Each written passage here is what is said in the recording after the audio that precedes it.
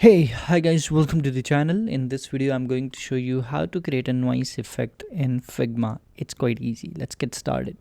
So the first easiest way is go to plugins, right click on and go to plugins, click on manage plugins and search for the noise plugin, noise and textures, and simply run it. In this plugin, you will find out different kind of noisy textures. So most basic one is this one. Select the Basically you can select the animated patterns also, whatever you want. Okay, in my case I'll be selecting the simple one, random one, and add to canvas. And here we go, copy it and put it over your image or UI like this. Currently it's too harsh.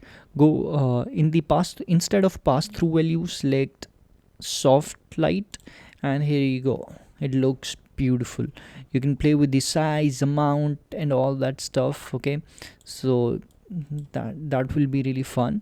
Play with all these values and it looks really amazing. And definitely there is one more, I personally like this one these days. It's too much, but yeah, I do like it. I'll just decrease the size of it and play with the size of it, and now play with the value. Instead of pass through, put it soft, and here you go, it looks so nice, clay. So thank you so much for watching this video. Have a great day.